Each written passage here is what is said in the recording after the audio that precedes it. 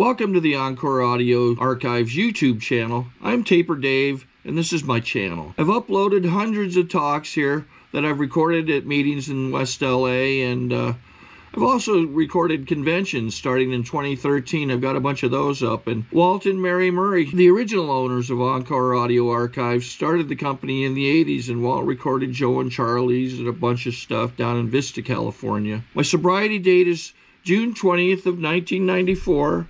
I hope you find something you like, so please like and subscribe to my channel and comment down below. If you want to hear something that I don't have or that you don't see, I'll see that I get it. Anyways, take care and have a great day if you want to. Okay, everybody. Let's get this meeting on the way. Hey, my name is Kim, and I'm a grateful member of Al-Anon. And I have to tell you, this is a great turnout. I want to thank all of you for coming. So I'm going to... And now it's my pleasure to introduce our speakers. We have Francis and Don, and Francis is going to come up and go first. Ladies and gentlemen.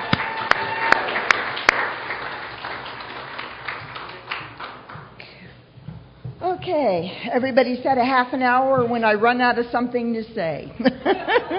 So get seconds. My name is Francis, and I'm a very grateful member of Al-Anon. And I'd like to thank the committee, in particular Janine, for the wonderful directions that got us here today. It's always nice to be asked anywhere, especially as a happy up function like this. It's also nice to see some people here that I know from over my years in the program. It's always reassuring to me when I see people that are still active and still going in the program. So anyway, like I said, it's very, very nice to be here. It's also a privilege to be able to share with my husband. I'm sure that many of you live together, that have gone to events, and you compare notes after. You wonder if the two of you were actually at the same place at the same time. And that's how I feel sometimes. And it always reminds me, too, that Bill W.'s book is called As Bill Sees It, and Lois's book is called Lois Remembers.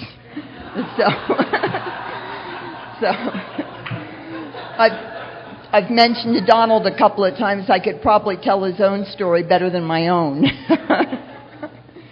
Anyway, I think it's important to talk a little bit about my upbringing, because that's what set the stage for what was going to become later. I didn't just get up one day and say, I think I'll go find myself an alcoholic of the very cute Irish type, There's certainly been a lot of opportunities, for me to have hooked up with a lot of other different kinds of citizens, before I found the one that I culled him out of the herd, so to speak, But anyway, I grew up in New Jersey. I come from an alcoholic home. My mother is still drinking. I have a brother that's an alcoholic. I have a brother that's an addict. And I have a sister that's finally making some smart decisions in her life. So we were all affected by the disease. And I also think it's very interesting that none of us, save one child, none of us have any children. And my brother has one, and that's it. And it's just, it's so obvious, that whole family is just broken. And, I get very spoiled. I talked a little bit about this sitting at the table. I've gotten to the point now where I take sobriety and recovery a lot for granted. It's not until I go visit that family back east, that I realize how crazy it still is, especially around the holiday times. Right around Thanksgiving, I start thinking to myself, maybe I should consider going back there and spending some time with them. And the next thing is that image of the Norman Rockwell painting with the happy family, all around the table. Right in the center of the table is this giant turkey. Even the turkey's smiling. It's a wonderful family. And I think to myself, I've got enough recovery now. I could go back there. I could handle this. 5 minutes, and I'm a lunatic. Nothing ever changes. It's like a time capsule. When I look at how far we've come, and when I look at how far we've grown, we're not the same people that came into that program, all those years ago. There has been some dispute about the numbers, but I think that this year is what I consider the Al-Anon equinox. for me. I have been in the program practicing on a regular basis for as long as I was in the disease before I got here. And it's a nice feeling to know, that I'm kind of over the cusp. While my mother, I don't know, we'll see what the next bunch of years bring. But when I was growing up, I was the oldest. I was the one that always had to take responsibility in the family. I heard early in the program, too, if you tell me what you think of your father, I'll tell you what you think of a higher power. I never met my father. I have no idea, who he is, what he is, what his background is, or anything like that. My mother was a war bride. We came over on the Queen Mary when I was just a baby. And she very quickly got divorced and remarried, and she married a compulsive gambler. And then things were off and running in the household. There was a lot of violence. There was a lot of anger. I come from a family that's always, very resentful. They carry resentments long past they ever remember what they were angry about to begin with, they're still lobbing grenades over the back fences, back there. My mother's lived there 50 years. She hasn't spoken to her neighbors in 49 of them, And it's the same thing in my immediate family. My brother hasn't spoken to my mother in 3 years, and nobody has a clue. It's just kind of, that's normal. We just crossed him off the list. We just X'd him out of the family, But I was the one that took the responsibility for things after she remarried, trying to keep things on an even keel. I was a very fearful child. I was always terrified. I spent a lot of time, digging holes and climbing in them and making barricades in the house, out of sofa cushions and hiding under them, trying to squeeze myself into the absolute smallest piece of space that I possibly could. My refuge and my escape all of my life has been reading. I've always been a voracious reader. When I ever wanted to get lost in something, I picked up a book and I was instantly transported to someplace else. I never felt like I belonged anywhere. I couldn't invite people home. We never knew whether my mother had thrown my stepfather out on the street or not. We'd come home, his clothes would be on the lawn, and he'd be gone for months. It was racing season. He'd come back and he'd grovel enough and she'd take him back, and it would be off and running again. And, that's really what I thought love was. I thought love was the big highs and the big lows. You're either grabbing each other in the bedroom, or you're out on the sidewalk picking up your belongings, and nothing in between, I had no role models for relationships when I got to this program, none. I had never seen one, that looked like it was working, and anything I wanted. So when I was old enough, I got out and I got my own apartment. I had decided two things. First of all, I was never, ever going to get married. And second of all, I never, ever wanted an Italian gambler. So that's funny when you think of that age. That was my only ambitions in life. They were kind of simple.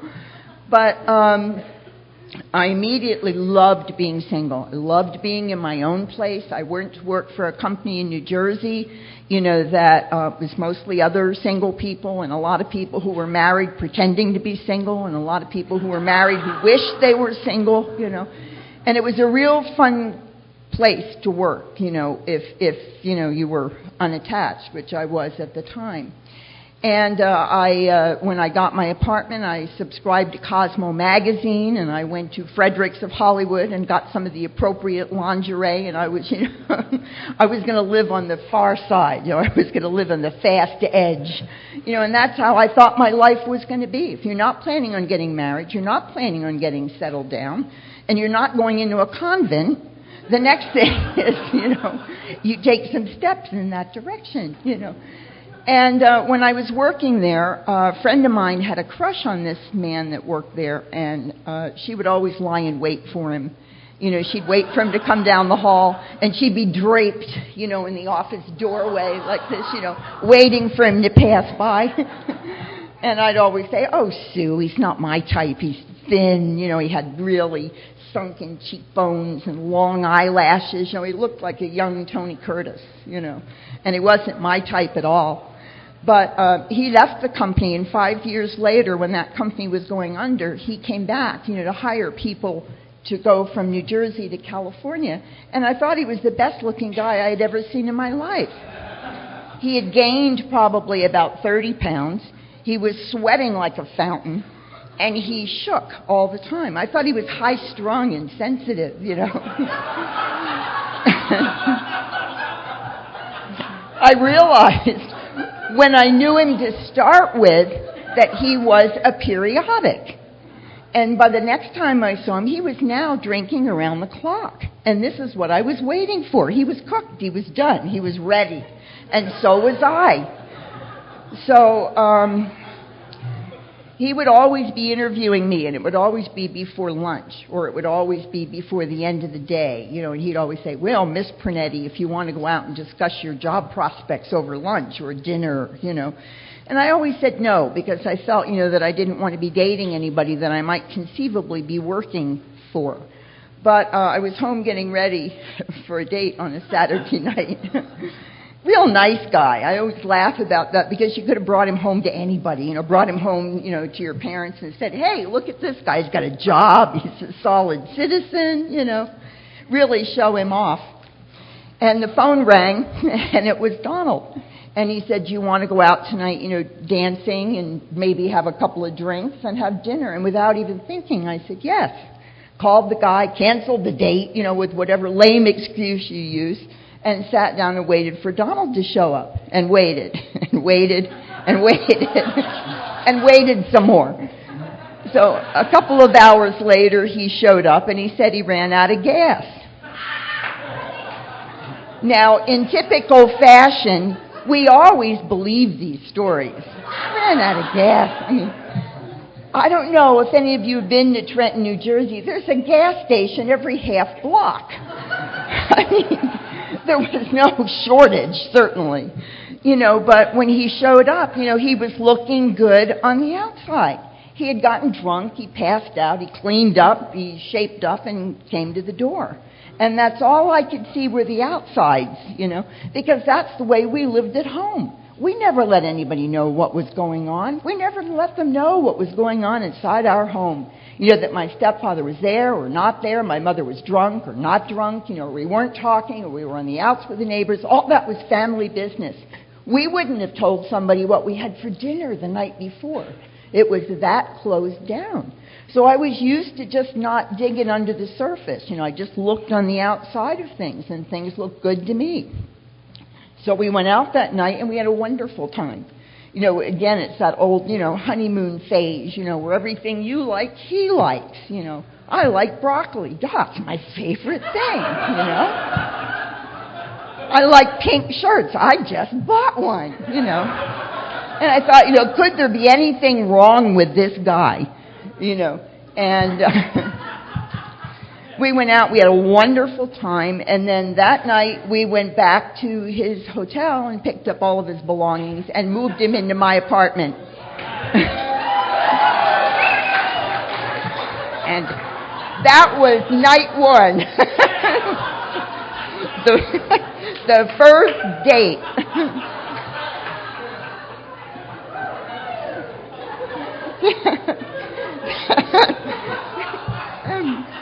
The other piece of information I forgot to tell him was that I had a trundle bed, and the trundle bed pulled out and then popped up into a queen-size bed.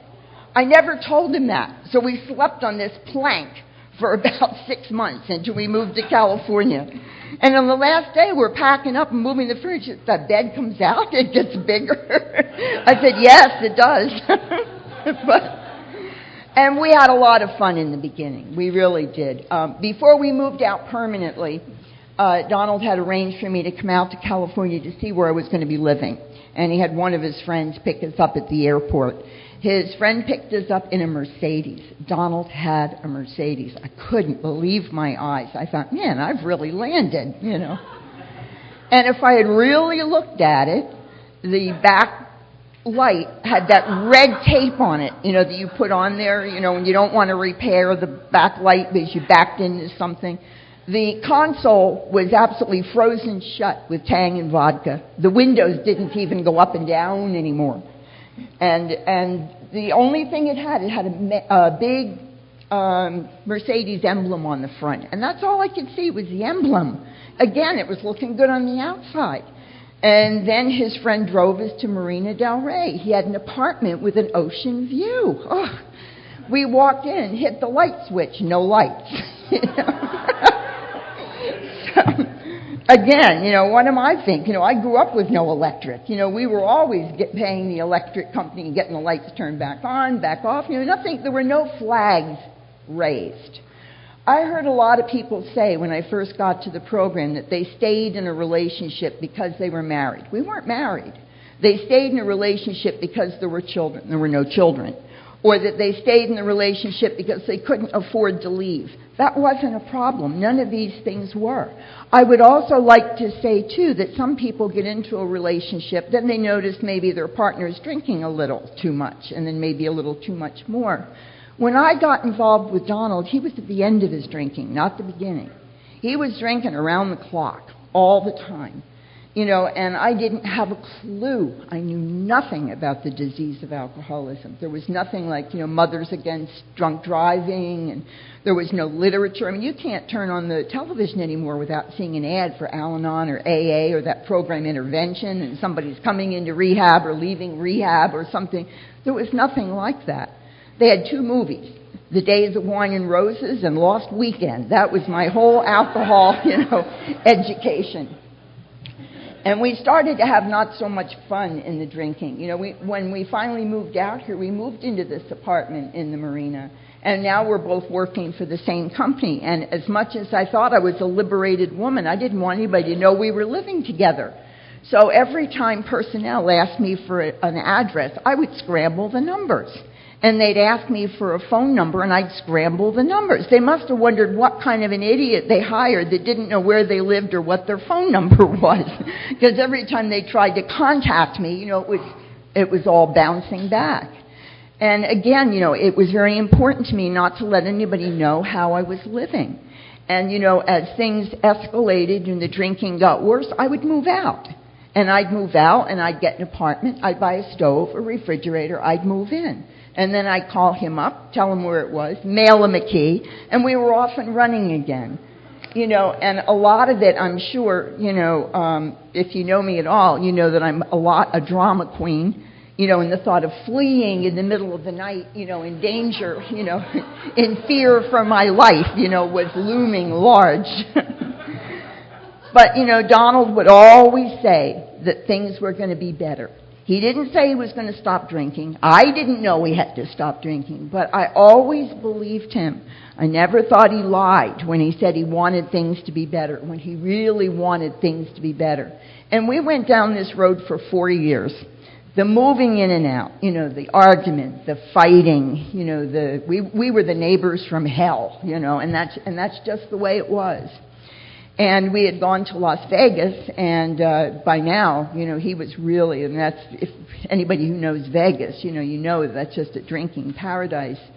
And I finally, he was insulting me in front of customers and people we worked with. And it finally hit me, not in a big grand way, but that my life was going down. If it had been like this on night 1, we wouldn't have moved in together. We wouldn't have started that journey. But a lot of alcoholism is just the slow creeping, you accept a little, and then you accept a little more, and then you accept a little more, and you don't know how you got from point A to point B. That's not how I started out. It wasn't what I wanted. It wasn't how I saw my life heading, and felt for the first time, that I was really going to get out, more than just move out, move in, move out, move in. That I really had to make a decision concerning my life. And I got on a plane and went back to Los Angeles. Well, at the same time, Donald decided it was a real good idea about 4 o'clock in the morning to call his boss's wife and tell her exactly what he thought of her. So that was the beginning of the end, and his boss called him and told him he was going to have to look for some alternative on where to put him. And I also like to mention, too, that his boss knew nothing about alcoholism. But he had read in the Orange County Register about an astronaut that had a pill problem. And because this man was in the Orange County Register, this astronaut with his picture and his story, this man knew where to send Donald. he knew that there was a place for him and that, there was some place he could go and get recovery. So I remember when we met on the Monday, Donald called and asked me, if I would go out to lunch with him. And one more time, it was going to be better, So I trotted along. And, I wanted to think at the time, that I was really finished. But I don't really know that because I never had to make that decision ever again. I don't know that he was at the end of his drinking. I didn't know that. But we met and he said, I'm an alcoholic and I'm going to get some help for myself. And I said, how can you be an alcoholic? I'm thinking about, the guys in Philadelphia, panhandling on the bridge, with the brown paper bags and the old raincoats. That to me was an alcoholic. Not somebody even who was in danger of, losing his job, who had a Mercedes with, only the emblem on the front, Well, by this time we're living in the valley, though. I will say things had gone down a little bit. I thought, where did it say in the contract, that I was going to go from the marina to the valley? And we eventually got an AMC Pacer.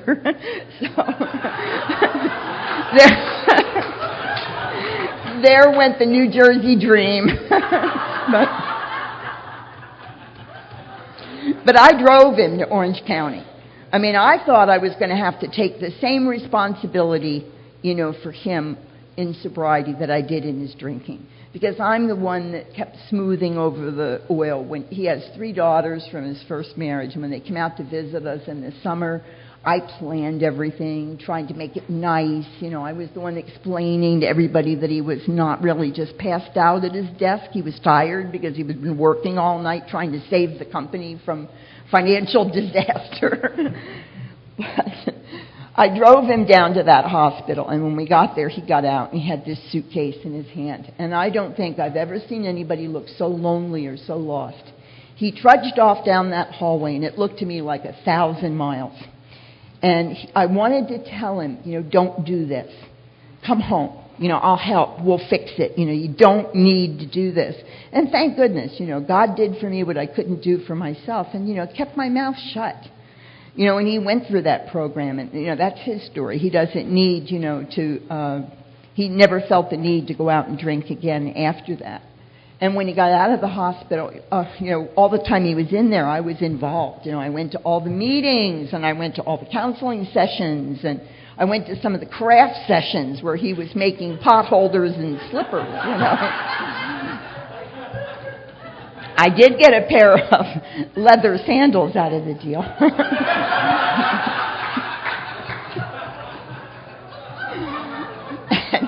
And we still have this picture on the wall. It's a sailing ship, and it was one of those things where you hammer all the nails in, then you take the copper wire and thread it all. Well, when he was in the hospital, he was still shaking. So he was hammering the nails, and I was holding the nails while he was hammering.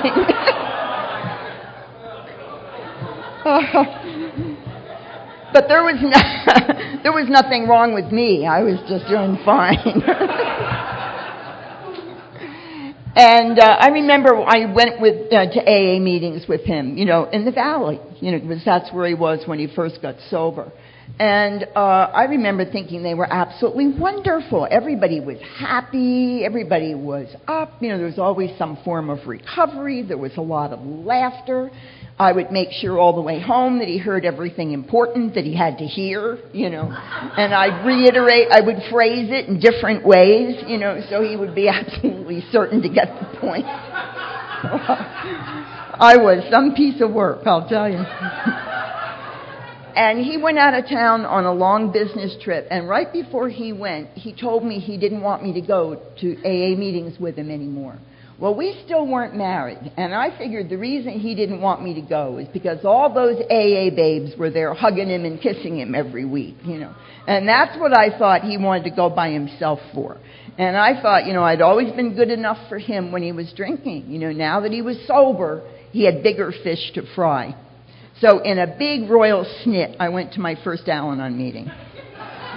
They must have mentioned it in the hospital. I'm sure they did, because the whole thing was 12-step based. They showed Father Martin and Father Martin's tape, Chalk Talk.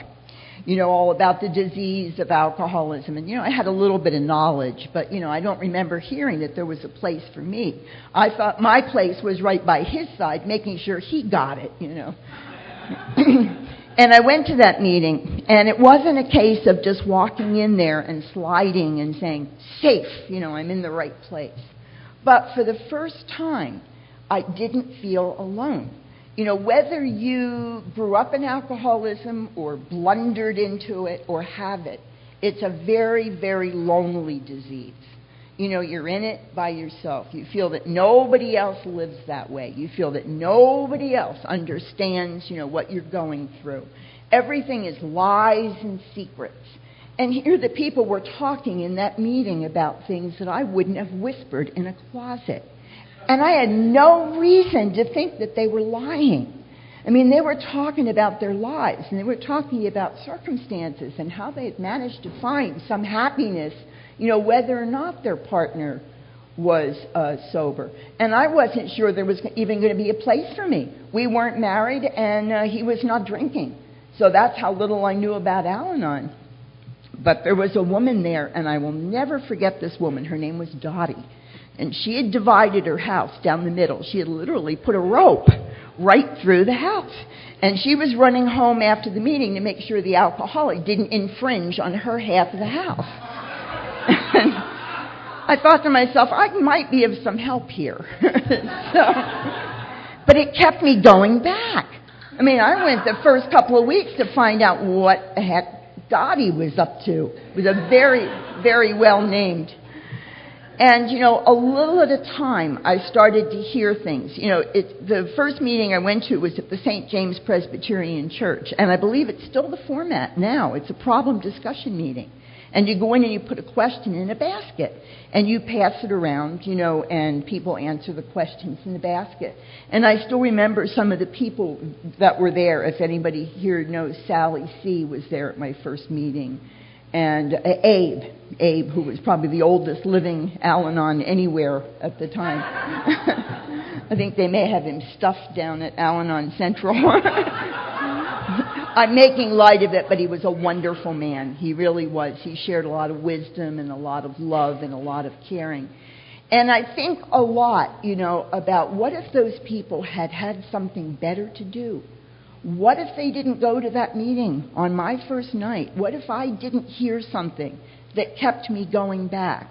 Why, I think, even after all these years, that it's so important for me to be at meetings because I need to be there for the next generation. I need to be there for the other new person that comes in that door, lost and crying and not knowing how they got there. It's not just about what I get from the program. It's also got to be what I give. And that's the most important thing to me. I'm so grateful for those people, which is why I love seeing people that have got some time in the program. They didn't get up and graduate. They didn't find, there was a good show, on Thursday night that they didn't want to miss on television. They were there and they were sharing love and they were sharing recovery. And I started to get a little bit involved in the program. I was a real slow starter, real slow. I would sit in the back of the room, and the secretary would always say to me, why don't you read something? Oh, no, I can't read anything, Why? Do you even remember who read the steps last week? I thought I was going to read them, and people were going to rush out on the streets. They were going to have some kind of a burning bush experience because I read the 12 steps. I was so full of myself, so everything was about me. Even though nothing was good, it was still about me and all me, And then finally, she would always say, well, don't worry about it. I'll keep asking. And one of these days you'll be ready. And so finally I was too embarrassed to say no anymore. So I read. And, unbelievable. Nothing happened. Didn't happen to me, didn't happen to anybody else in the meeting. But I read those steps, and I had stood up in front of that group. And it was that little crack of trust, that little bit, that little opening. And then the secretary said, well, maybe you'd like to lead. Oh, no, it'll be about 15 years before I can lead a meeting. And again, she said, I'll keep asking you. And one of these days, you will say yes. So finally, I was too embarrassed to say no anymore. And then the minute I said yes, I started thinking of all the reasons, I could call and tell her, that I couldn't make it. I was sick, he was sick, we were sick, The house had burned to the ground, But something kicked in, something that has held me in good stead for most of my life. I know how to survive. And I knew that if I didn't go to that meeting and I didn't share and I didn't open up, if I called her with some lame excuse, I'd never go back. And it became very important for me to go and open up that little bit. And I did that. And then people started knowing. I don't remember what I said. I'm sure it wasn't anything, that it did them absolutely no good probably, but it did me a wonderful amount of good. And then I got a sponsor. And my first sponsor was a meeting fool. That woman knew where every meeting was, the ones that weren't even listed in the directory yet. We went every night. We went to a meeting. I went out to Rinaldi. I went to Cedros and Sylvan, Magnolia and Hazeltine. Went to the Thursday night meeting. I went to the hospital meeting on Friday. I went with Donald on Friday and Saturday night to AA meeting. Every night. And the meetings then started at 8:30 and went till 10. So, we'd be out half the night and then drinking coffee. And I'm not sure this woman ever worked a step. I'm not sure she sponsored anybody but me. But what she showed me is that there's all types of meetings. And no matter what kind you need, if you need the discipline, there are meetings that are disciplined. If you need meetings that are kindly and friendly and just love you to death, then there are those kinds of meetings. No matter where, there is some place that you fit. You just have to keep looking. And from that, I culled out a bunch of meetings that I really liked.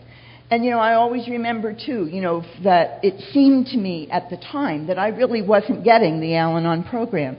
I would go to a meeting and people would talk, well, today, my husband shot the dog and ran away with somebody else, and took the kids, and I'm just fine, because I'm in Al-Anon. And I thought, I must be doing something wrong, I'm not exactly getting this. But then I got another sponsor, a warm, loving lady, and she took me through the steps, and she shared her experience, strength, and hope with me. And the program started to fall into a little bit of perspective, and realizing that really that's what a sponsor's for, to work you through these steps and to give you tools. Al-Anon doesn't tell us that it's going to fix our lives. Doesn't tell us that it's going to fix our relationships, get us wonderful jobs, make sure we have money in our pockets at all times. But what it does say is that it gives us a set of tools and someone to walk through with them. I've never broken any new ground in Al-Anon. I've never gone to a meeting with anything heavy on my heart when someone hasn't been there that has experienced the same thing and has been willing to stop and to share their experience, strength, and hope with me. Not advice, because I have never listened to advice from anyone. And that's, if I wanted to, I could have gone to the library and gotten out dozens of books on alcoholism and on Al-Anon and understood, all the ins and outs. But that's not what I want to know. I want to know how you get through life on a daily basis with all these things that come about because you've been affected by alcoholism. That's what I want to know. I want the sharing. I want the experience. I don't want theory. That's what I need somebody to show me how to motivate my way through life because I had no role models. I didn't know where, I was going. And, today I'm very, very privileged. I sponsor a lot of women in the program, and they are such a gift. I always have believed, in a God, but I've never really had a higher power. And I've certainly never had one that I trusted or, felt comfortable with. It was very odd that I really found a wonderful spiritual program for myself at 60 years old. All of a sudden, after all this time, to find some place, where I love and be loved and feel so comfortable. I've always, like I said, had, a God, and I've always had a spiritual thing, but not, like it's been the past couple of years. And I think that God puts people in our lives sometimes, exactly when we need them. If I'm having trouble with something in my life, all of a sudden I get a new sponsee with the same thing, something that I have to help somebody else walk through. And that's the best advice I've ever given to the women I sponsor. You're having a down day, you're having a bad time, go find a newcomer. You know, that is the best prescription in the world. Go out and work with someone else. You know, get out of your head. And I still go to meetings. My sponsor, Mary Ellen, died of cancer, and I missed her tremendously. So for a long time, I had an absolutely terrible sponsor. I sponsored myself. Crazier and crazier and crazier. And then about 10 years ago, I asked someone else to be a sponsor that was very similar. I mean, I interviewed a lot of people. A lot of those people didn't even know they were being interviewed for sponsor material, you know, until I found someone that was just as loving and just as down to earth. You know, someone that I could call and say, you know, he's doing such and such. And she'd say, just go apologize, you know. And then I'd think she was hard of hearing. So I'd start over again and get the same thing, you know. Just go apologize. You're wrong, you know. Because left to my own devices, I have no perspective on myself and on my life. I can't see it. I have lived every day with a skewed reality. And I need someone that loves me to look at me, you know, and say, you know, you're off the path. You know, gently guide me back on. And she's been such a gift. Everything I have today is a direct result of this program. When we got here, we had absolutely nothing. We were married after Donald had been sober almost a year. And we had absolutely nothing. We were sharing a car. You know, we lived in a condo in you know, Encino. We worked in Fox Hills. You know, it just seemed, and all that slow building, the building of two lives, you know, two people that, you know, I can't answer for him, but, you know, I had no life. I never did until I got here. And I have been paid over and over. Thank you.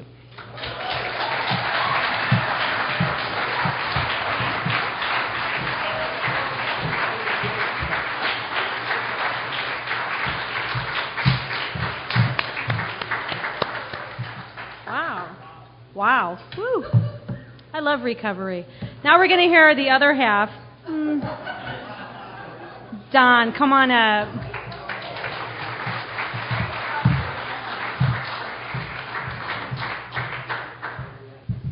Hi, everybody. My name is Don. I'm an alcoholic. I think I'm delighted to be here. I know I'm delighted to be here. What a wonderful gathering. What a wonderful gathering. I feel so grateful today, not just to be here, but to be, and to see everybody here with celebrating recovery. It is absolutely great. Not speaking for you, but you heard a little bit of what it was like for me. And to come from that to this, I'm just overwhelmed with gratitude. And when I hear Fran, I want to thank her so much. It was such a wonderful talk, and obviously touches me. I've heard it before, but it touches me in a very special place because I see that disease. I see that what had happened. We talk about it being a family disease, and we have experienced a family recovery. And you know, it's not just a sense of feeling guilty about all that crap I did, but I feel so grateful for the grace of this program that allows us to transcend that crap and then come together today and laugh. It is so wonderful, so absolutely wonderful, and I can say nothing but thank you all, because I didn't get here by myself. You people took me step by step, and you continue to bring me here, and that's what I'm grateful for. We had a new friend, I think, identify themselves in the back. I didn't see who it is, but if you could identify yourself again, I'd love to just see your hand. Ah, wonderful. I just want to say a little thing. I was given this piece of truth when I got here, and it says a very special person. And I've been studying that and saying, yeah, that's about right. The problem is that's how I used to live. But you, my new friend, are truly a special person. People will say that because you will be a vehicle for us to show our love so that we know that we are loved. And I'd like to invite you at the end of this meeting to please come up and do me the pleasure of shaking my hand so I can give you this, and that you can know that we believe that you are a very special person. So I'm hoping to see you after the meeting. As long as I'm talking, I'll stick it right here. Frances told you a lot about the drinking story. She was just one little mistake she was making there. She kept referring to the fact that we weren't married. That's not true. She wasn't. I was married the whole time. You know.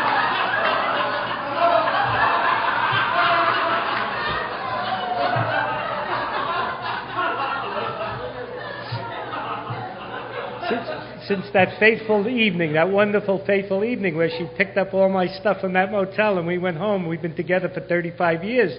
We've only been married 30 of them. And then often she'll say to me, can I get credit for those other 5 years? I said, no, I was already married. I can't give both of you credit, you know. I don't know if any of you remember Bernie. Bernie was an alky in the valley, wonderful, beautiful man. We had the pleasure of knowing Bernie very close.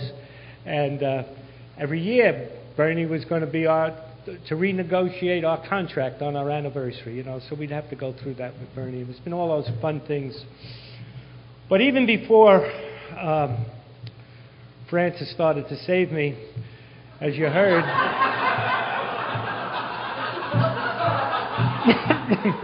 as you heard, I was doing some pretty serious drinking, and I come from... I'll be quick because Frances took just a little bit of my time, but not much. But every word was worth it. Every word was worth it. I come from the Bronx, New York. Now, you never would have guessed that. And that doesn't make you an alcoholic. Just gives you a lousy attitude. Really lousy attitude. That's what I started with. And my attitude was pretty simple. I wanted whatever I wanted. I could care less about anyone else. And I didn't think that was right or wrong. I just thought that's the way it was. And that's how I started my life out, if I could get it. My only other old tape was that I came from a very ordinary family. There was no drinking in it. There wasn't an alcoholic. They were just hardworking, blue-collar folks, made a living, put the food on the table, gave us a roof, and said, go to school. And if you go to school, you're going to get a piece of paper and you'll make some money. Because money was the thing that would make it. That's it. It was that simple. And that's what I did. And I could care less about people. And I grew up with this self-centeredness. It says in our big book that self-centeredness, egotism, is the center, the root of all our problems. And I could see that later on. But I didn't see that. I just grew up like that. And I treated people like that in my family, out of my family, where I work with. All I wanted was mine, mine, mine, whatever I had to do to get that. And I picked up a drink. Today is probably an old age of 15, 16. I don't know what it was. And all I know is I love drinking. I love the effect of drinking. I liked how I felt. Now, the very first time I drank, and it's you know, it burned going down and it burned coming up and everything shook up. But as an alcoholic, I stuck in there and I just kept drinking and I loved it. Just loved it. And the first half of my drinking was periodic. And that was only because I was young and I was in school and early marriage. I couldn't get it all the time. And the second half of my drinking was I was a daily drunk. But it was always the same. It didn't matter and from the moment I started drinking, I drank alcoholically. And that I say that because I could never say where I'd end up. Later on, when I was in business, I may end up in some different city. I remember one time I was living in New York and came out here to California for business, and I ended up in Minneapolis. Now, I don't know anybody in Minneapolis. I don't know why the hell I went. I don't even like it. But I went. The last time I was back there was for the International, and we had a great time.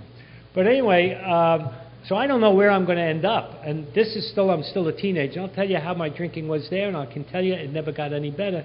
I'm going to class one day, because I did hang out in school for a long time, for one reason, not necessarily to learn anything, and I think I accomplished that part. The other part was to get a piece of paper so I could convert that to get a job. And so I hung out in school in spite of the evidence. But I always knew what I could do to get by. So this day, instead of going to school, I cut a class to go to the gin mill and shoot a little pool. I'm maybe 18 years old now. And the next thing I know, I wake up in a blackout and I'm laying on the subway, New York City subway, flat down in my own puke all over, passed out completely. And a cop is kicking me and waking me up. And I don't know how I got in that position. And the other thing I can remember even today is I have no idea what I thought then, how I got there. But I do know one thing. I never thought it was the alcohol. No way. Something was wrong, some other circumstances. I never thought about not drinking right up until they put me in that hospital. Like Frances mentioned, I never thought about not drinking. And that was going to be the pattern of my drinking for the rest of my life. I mean, I didn't always pass out every time I drank. I didn't always end up in jail every time I drank. I didn't always end up stealing. But many times I did. The point is, I could never predict it. And then I did get married, and I thought what I had a decent job, and I had a house in New Jersey. I had that white picket fence with all that stuff around it, 3 beautiful children, and this lovely lady. But I didn't feel good. I wanted something else. I didn't know what it was. And I was drinking alcoholically at that time, but periodically. And so it wasn't good. So I did, long story short, I did what I thought was the only mature thing I could do. One day I just got on the airplane, didn't tell anybody, came to California, and that was that. Just left them all there. I went to San Diego because I had met some people in San Diego that drank white wine with breakfast, and I thought that was cool. I said, hey, I'm going to hang out with those people. So, and that, maybe it was on that flight that I passed from a periodic drunk to a daily drunk, somewhere maybe over the Grand Canyon. I don't know, because once I hit California, I drank every day for the next 8 years, I think it was. It's a little bit foggy in there, because I was always under some degree of being loaded in that time. And it didn't get any better. Went to San Diego. And I was running around town doing all this stuff, and now I was free. Now, those 3 little kids didn't keep me from doing what I wanted, but my brain, I was now free, and I was doing what I wanted. I was partying all over town. But I couldn't afford the lifestyle that I had. Send a couple of bucks back for the kids to eat, and then do my partying. So I stole thousands of dollars from the company that I worked for. It was a large aerospace company. And I would not have told you, even when I first got to Alcoholics Anonymous and even in the early stage of sobriety, I was a thief, because I could rationalize all that. They didn't understand. We worked out a scam that made Enron look like a pittance, not in terms of money, but the way we had it all figured out. I had a guy on the inside, and I was on the outside, and we had all this stuff. We got our apartment paid, we had cars, we had all our booze delivered, and we had all of that stuff. We never paid a cent, and he even got some cash out of the deal. So, and it was a big ticket. I wasn't sure how much, but I figured, they're going to, the funny thing is, today I'm an accountant. In those days I was an engineer. But I figured they're going to do the books, and they're going to figure something out. So let me get out of town, because that's my mode. You see, the heat was on. I put the heat on in New Jersey, so I left. And now I was down in San Diego, and I'm going to go out of town. I'm going to go up to the City of Angels, and it's going to be okay. Everything will be better. Problem is, on the way out of town, I parked my car on top of another parked car. In motion. Funny thing is, they were both Volkswagens, and I just drove right up the back, the old Volkswagen, the Beatles. I just drove right up the back. I really felt sad. Mine was a wreck. The whole thing was worth a couple hundred. He had this nice, I wanted to cry for him when I got sober, but anyway, instead I paid for it. And I got to go to jail for the first time.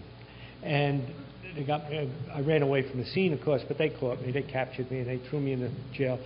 And I remember that first time I went to jail, I was very embarrassed. How did I end up in jail? A nice guy like me with certain standards. The last time, I hope it's the last time, I went to jail in Van Nuys, I wasn't at all embarrassed. There was about 7 years in between those two. And what happened is, in between there, my disease progressed. As we know, it's a progressive disease. And as my disease progressed, my ability to perform decreased. So the only thing I can do is reduce my standards. So now it's okay to drink in the morning, it's okay to write bad checks, it's okay to do whatever you have to do to keep going. And I had no idea this was the alcoholism. I mean, I just thought that the whole world was against me. Not personally as much as that's the way it was. And if I could only get a big hit of money and get the hell out and get rid of all the people around me and have that money, it was like a gold mine and get a new stake and going off and hitting a strike. That was my thinking. And talk about being depressed. And it was pretty bad. And I'll tell you one other thing, because it's important for me to remember. Just before I met Fran, I had come up here and things got worse. So I decided I'm going to clean up my life. I'll get that lady back, because we were still married. And I really wanted to do the right thing. I wanted to be a good father and a good husband. And we got a new house in Manhattan Beach. And that's when I got the Mercedes, and it was new and all that. So I had all the outside stuff. And with all my heart and soul, I wanted that to work. And she agreed to come out here. She came out just before school opened up in September. And she stayed just for the school year and got back on the plane and just left as quietly as I had come to California. Because you see, in between, with all my best efforts, all my desire, all that I wanted to do, I had not stopped drinking, because that was not my problem. And the reason I like to remember that incident, because I know I cannot do anything in recovery till I am completely abstinent, 100% abstinent. My sponsor reminds me that the steps are for me when I am sober, to learn how to live happily and usefully, that I have to be sober to practice them. Now, we'll all help each other to get sober. That's not what I'm not denying that. But I have to remember that I must be absent. There's absolutely no compromise with that. And so that was that thing, and then she left, and of course I got more resentments, and I drank up. I had a little business then, and that went down the tubes, and that's when I got the job and was sent back to New Jersey to help move that company back to California. And again, that was like getting another grub stake, because that every time I was just about to really hit bottom in those days, I'd get a few bucks. That would allow me to straighten up for a while and keep going. And then you heard the wonderful saga of how I took this beautiful young lady to California and didn't turn the lights on, except in her heart. That was wonderful. I was touched with that. So anyway, nowadays I think she wants to see the bill paid, you know. But she is still very loving, very loving, very loving. And these 12 steps gives us, as you all know, we both said that we've been together a long time. Neither one of us will say this has just been wonderful all the time, there has not been problems. But what we'll both say, and I will not speak for her, but I've heard her say, and I will say out loud, is that what allows us to work through that is the fact that we have the common vocabulary of the 12 steps. And that's the reality of it. That's the reality of it. And both of these programs work the same steps as far as I can tell, And that's where the recovery is. On the AA side, sometimes you hear debate about whether I'm an alcoholic or whether I'm an addict, whether I use this chemistry or that chemistry. You heard the fact that I got 12-step because of this pillhead. And I'm a boozer, you know. I could care less. Because in my 31 years here, I have seen that the disease is the same, regardless of what we stick in our body or however we get it in there. But even if I didn't believe that, I have seen that the recovery is the same. That's the ultimate truth. The recovery is the same, and it's always embedded in these 12 steps. And Frances said that. She talked about when she got with Mary Ellen and they start working those steps and how the program opened up for her. But we have to go through whatever we have to go through to get here. I deny none of that. And we have, the steps gives us the tools to work through that stuff. So yes, so then after wife one left, and then Frances and I started that 4 years of really crazy living, and I ended up in that hospital. And what I was told when I was in that hospital, I was given 2 very good pieces of information. Not enough to keep me sober, but they were good starters. One is that I had a disease. I had no idea I had a disease. I could see now I was sober for 10 seconds. I was detoxified. I didn't stop shaking, but you know, my mind was clearing up, and now I could look back and I could say, yes, all of this crap I did, cracking up cars, going to jail, particularly the relationships things. I don't have time, but you all know it. You know, the holidays when you plan them and you buy the special gifts and you go out to the dinner at night, it's going to be wonderful. You've done this 100 times before, but this time it's going to be different. And then the next morning, wake up, I'm in some stupor somewhere, and she's crying her eyes out if she's still there. And what went on in between was just a disaster. And that stuff went on over and over and over again. And that doesn't make me feel good, but it shows me. So I look back and I see all of this crap I did. And I find out, and they tell me, but you have a disease and you are powerless once you take that first drink. That was the big news, okay? Having a disease. And the disease did not let me off the hook. Didn't say you don't have to make amends or any of that. It just gave it some structure or rationale, whatever you want to say, but not taking the first drink. I always thought it was the drink I took about 1:30 just before they had last call, just as I was falling off the bar stool. I thought that's the one that put me over the top, and it wasn't. It was that first one I took. It could have been at 10 o'clock in the morning or 9. I'll just tell you, today's Saturday. I'll just tell you a typical Saturday in those days when we were still living on the marina in that apartment. I'd get up. I don't have one drink on Saturday. I'd get up, stagger out, because Friday night we were in a bar somewhere, and I'd be in some state of hangover, and we all know how to take care of a hangover. That's easy. So I stagger out, and I get that tang she talked about, and I put a little bit of vodka in a big tall glass that I walked out of the bar with the night before, and then I put all of this tang and orange juice, whatever the hell it is, and I'd have this drink. And then I would just have that one drink all day. It would never quite get empty, but it would get lighter in color. It would have more vodka and less orange juice. And I would just drink that all day until I passed out at 4 or 5 o'clock in the afternoon, sleep off a few hours, get up, shower, and then go out and do some real partying. That was a typical Saturday. And it was over and over, and it was crazy, absolutely crazy. So I end up in this hospital, as you hear, and I hear that it's the first drink that gets you drunk. And once you take that first drink, they're telling me, you are powerless over that drink. It sets off a physical obsession, and that's going to want you to want more. And you're obsessed until you have that. So you're either drinking or thinking about drinking, which was true, always true. And that was news. So they said, then what you're going to have to do, and they said, by the way, you have a hopeless disease. It's not curable, but it can be arrested.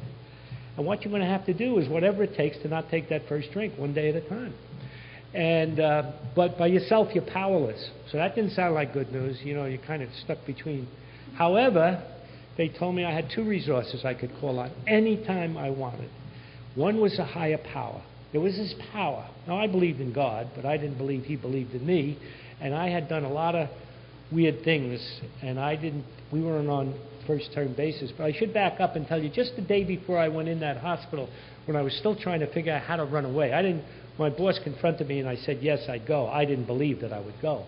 I figured this gives me the weekend to figure my escape route. And I was sitting there planning my escape route on a Sunday afternoon, knowing I had to be there the next day. And some of you, I'm sure, will identify this. I felt sick and tired of being sick and tired. I was completely out of steam. I felt hopeless. Uses that word in our first step of the 12 and 12. There was no hope in my life. It wasn't like there's no hope to drink anymore, and it was nothing like if you go to whatever this place is they're going to send you, life will be better. None of that. It was life is finished. It is hopeless. You are hopeless. That was the innermost feeling, and I was super alone, super alone. Within myself I was alone, and with you I was alone, and I'll never forget that feeling. I'm not sure I want to forget it. I want to know that we can transcend it. But that day, I was hopeless. And sitting there in that hopelessness, I remember coming out of my mouth, out loud, I looked up, and I said, whatever you want, I will do. And that did not make me feel good. The sense of hopelessness did not leave. But I just threw in the towel. I was like the boxer who had just got his brains kicked in, and I just threw in the towel. I give up. That's how. And I had not met you. I didn't know anything about Alcoholics Anonymous. I didn't know anything about the steps. None of that stuff. That was the gift given to me. That was the grace, I believe. These are my words that I felt that I was given that day. And then I went into that hospital, still with the sense of hopelessness, and found out about this disease, and then found out that what I was going to have to do to not take that first drink is either call on both of these, call on my higher power and call on you. You were my second order. You were my first line, not my second in order. You were my first line of defense. You were the ones who were going to help me. And I was going to have to put my hand out. The hardest thing in the world for me to do, because I felt that all my problems were out there and I was in charge. Now, looking at where I was at that time with that kind of attitude, that leaves me nothing but guilt. If I was in charge of this life and it was such a shambles, I was a failure. By my own, not by your standards, by my own standards, I was a failure. So I was racked with guilt and shame. And I was going to have to admit that I had a problem, and I was going to have to ask you for your help. And that was so difficult. That's what you told me in my early meetings. But I wanted what you had, because while I was in that hospital, you came in the meetings. And I didn't hear much about, I heard the word program. I didn't know what that meant, and I could care less. I didn't know what the steps were. They looked like a Chinese menu, one from column A, one from column B. You know, I'll get to that sometime, you know. But what I heard you say was that you felt the way I used to feel. You did many of the same things, and some of them were even more hilarious and more traumatic and more dramatic than things I had done. It didn't matter. The things didn't matter, but the feelings mattered a lot, and you talked about those feelings, and I identified with that. And then you told me that you did this way of life, and in this way of life, with life going on, with life things of divorces and marriages, and I've never figured out which is the best, promotions and firings and all the things that happen in life, sicknesses and children and being ill and accidents and all that stuff, that in spite of that, you had found a way to stay centered, to find a sense of serenity in the midst of this, like the center of the storm.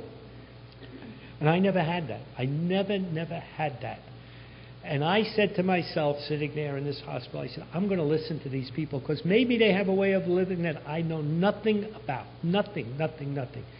And that was a big surrender for me because I was a compulsive know-it-all. You know, if I didn't know it, it wasn't worth knowing. So, and if I didn't know I knew it, I'd just lie about it. So what the hell? And but with that feeling, and that I'm just paying attention, and that's what got me here. So I listened to you. And then they told me when they released me in the hospital that I have to go to meetings if I wanted to stay sober. And they said, you have a 50-50 chance, and you have no chance if you don't go to meetings. And I said, that don't sound so wonderful. But I wanted sobriety. I didn't want to go back to that life of lying, stealing. I wanted what you had.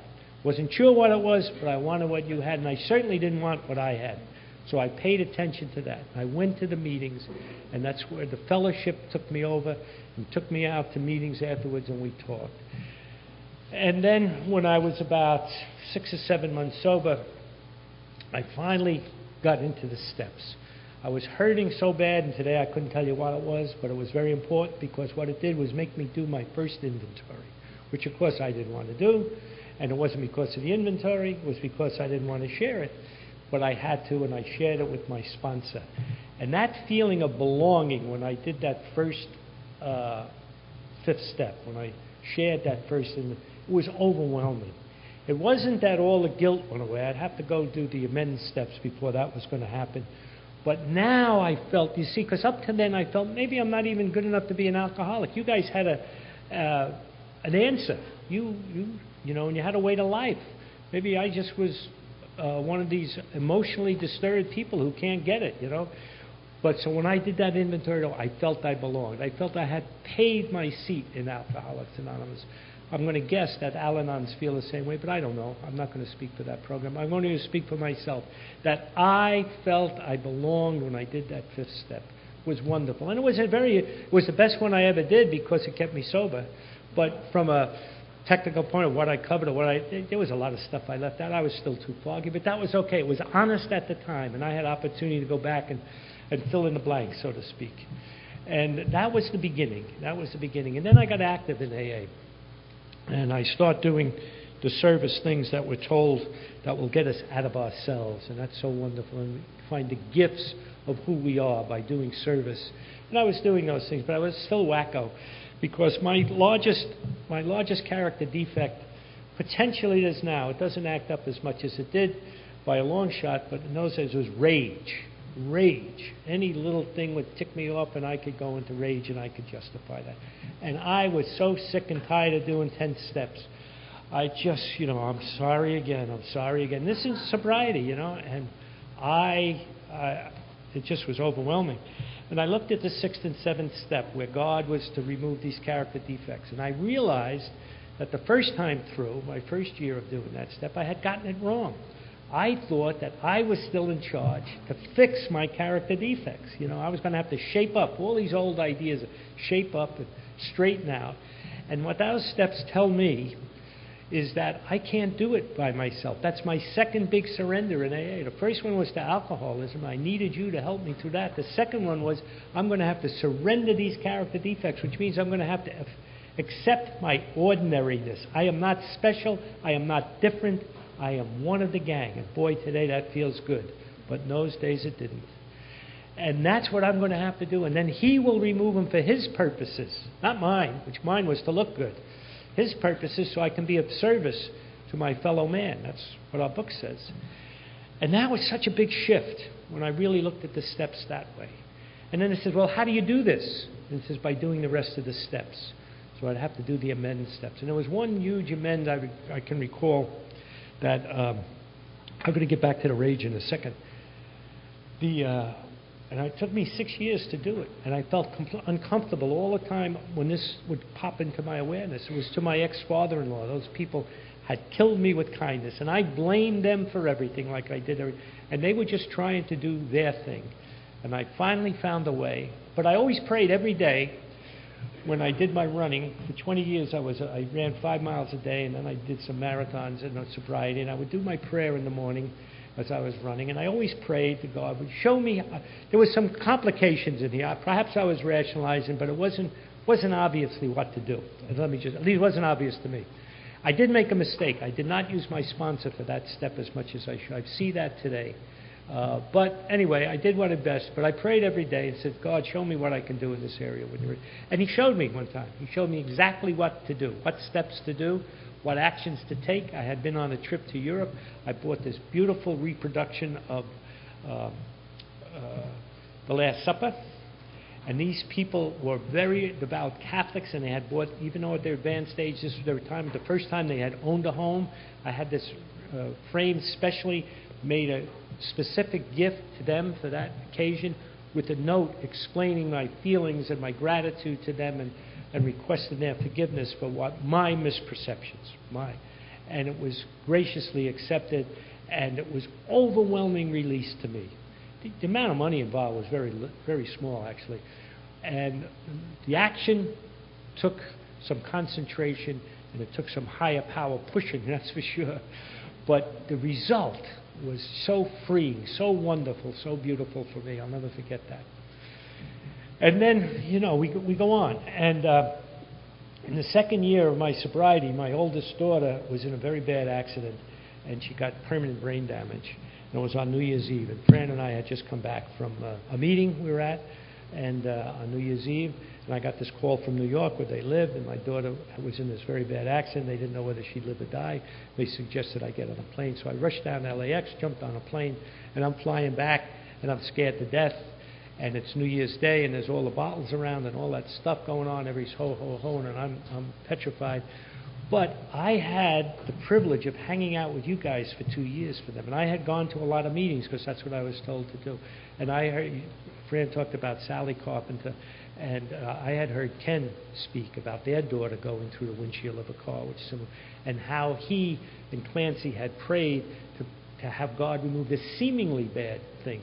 And I heard Norm Alpe speak about the travails. And I heard hundreds of other alcoholics talk about how they got through things like that.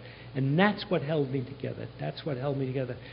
But the real AA part of that story happened when I got off the plane in JFK. Of course, the one standing first in line to greet me when I got off was my AA sponsor. You see, he had been back in New York because I picked him because with the same accent, I figured we could understand each other. And when this happened and I jumped on the plane and Fran spoke to our Al-Anon and AA friends, they contacted him and told him what was going on. And he dropped some family stuff. He was in a couple hundred, and he got himself there, and he was with me. And he was literally with me when I went to see her in the hospital with all the tubes and all that stuff. That's AA in action. I can never be more grateful for that. She's well and alive, lives in a special place today. Next month, her youngest sister and her are flying out, and Fran and I are going to be able to spend a week with them in a resort, and that's just wonderful, wonderful. And we can be comfortable with that because of what you... And I have not had to drink because of that, because of your support there. And I would go to a meeting every night and say, what am I supposed to do? To move back there, move here. And you would tell me, you would give me the wisdom of exactly what I'm supposed to do in that situation. Do whatever you're supposed to do that day. You're supposed to go to work, go to work. Pay your bill, pay the bill. Take a newcomer to a meeting, take a newcomer. Go to a meeting, go to a meeting. That's God's will for you, to do what's in front of you right here, right now. That has become so important for me, to be right here, right now, to be present. So easy for me to look at the past and project it into the future and say the future's going to be like that. That's bull. That's not true. Only if I want it to be. I don't have to be. And mainly time when I look at the past, yes, it's as Bill sees it and Lois remembers, but when Don remembers, he remembers it through some kind of filter. It's not even true then, you know. And what I think is going to happen in the future never happens. My life is like nothing I ever thought it was going to be when I first came to you people. Nothing like that. I do want to say one last word about fear, because that was what's underlying all this rage that was going on. And finally I got in touch with a few tools that are in the during the steps. And particularly in step 10 on the 12 and 12, where it says, whenever I'm upset, there is something wrong with me. Now, what it does not say is that they're right and you're wrong. It's not a question of right and wrong. There is no right or wrong. My emotions, I have learned, are like these early warning signals that tell me, hey, your emotions are telling you there's something going on. Look inside and see what it is. Stop looking out there, because you can't change out there. You can only change in here.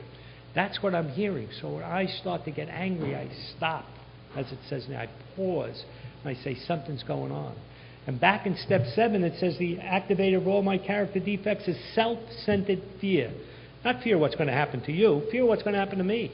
Like I'm not going to get something I want, like not looking good, like not having that Mercedes emblem, like not getting... I mean, truly, I kept that car for a year when it was a wreck, and I needed the money. Finally, in the second year of sobriety, we sold it so I could pay bills, and we went for a year. I went for a year without a car, borrowed friends, and one of the better years of my life. So anyway, but I'm in fear of either not getting something I want or losing something I got. It could be financial, it could be sexual, it could be whatever. And that's it. You know, I'm not upset because this thing. I'm upset because there's a fear going on with me. Then I can go back to the third step, the centerpiece of the whole program, according to that book. And then I can surrender that fear, not the circumstances, but that fear to my higher power, to my God. And why do I trust this God? Why should I trust him at all? Him, her, it, whatever it may be. That idea of what the higher power is has evolved over the years, and it continues to be an ongoing power. Has a lot to do with us all being one together. The unity in our symbol is a great, great aspect of my current belief. But whatever it is, it doesn't matter. What I have come to understand, not by some intellectual process, but by the experience of being with you, that this power wants better for me than I know for me, wants nothing but my good, that this power is there available for me at any time I want, ready to fulfill my true needs and desires when I get out of the way, when I surrender. Not in resignation, but in hope. And why is that true? Very simple. I lived the life of a self-centered SOB for many years. I did not want to get sober. I did not want to stop drinking. I did not want to come to you people. But this higher power intervened and got me sober, and then said, now your mind is clear, you can make a choice. Here's the road of a kit of simple spiritual tools, or you can have this life of self-centeredness. You make that decision on each day. And as you make that decision, and if you want to go down this road with me, this road of spiritual tools, this road of being open up, this road of knowing that you are fine and my beloved child, and so is everyone else in there. That the idea of God is down deep inside of every man, woman, and child. It says in the 4th chapter of the big book of Alcoholics Anonymous. And if you're willing to keep that vision and go down with me, all that you want will be yours, and you will be happy. And that's why I believe it, because he got me sober. It got me sober against my better judgment. And I come to you to say how grateful I am that you have been the vehicle for him to deliver that to me. Thank you.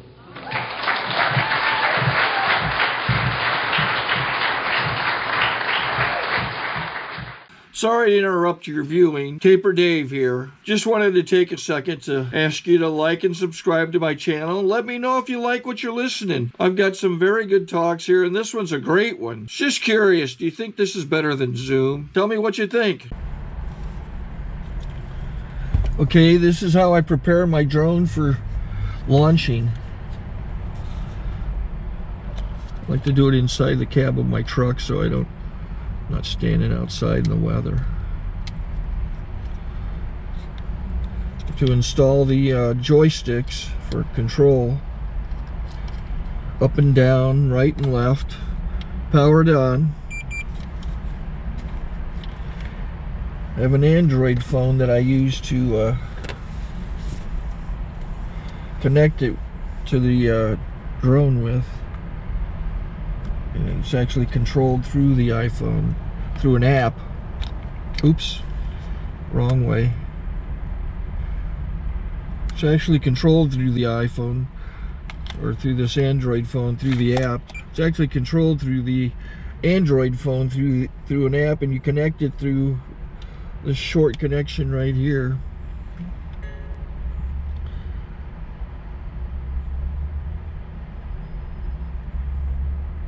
Remote control connected. Remote control's connected. So I pull out the drone. I have to extend the legs. Long legs extended first, then the short legs. Remove the gimbal protector. Set that aside, then power it on one short burst, then one long burst. I lay it down. So I have to go to calibrate. So the drone's not connected yet. It shows you here as this drone gets disconnected, even though the remote's powered on. So the drone has to establish it's connected. So I go into the app to calibration mode. First I'll calibrate the remote controller. Start calibration. Out, in, oop, out, in, up, down, and then this little wheel is to control the gimbal. So it's calibrated. Go to gimbal calibration, start calibration, and then it calibrates the gimbal. I don't know if that shows up. The gimbal's moving all over the place. Changes, you can see it on the video. And I'm calibrated to take off. It's acquired 7 satellites at the moment. There are 26 satellites up in the sky, which it has to acquire before you can take off. So it's connected. It's got enough satellites. This is white. I can go to press this little arrow button, swipe right to take off, and it would start the motors if I slid this to the right. But I'll wait till I get outside. Don't want to do it inside.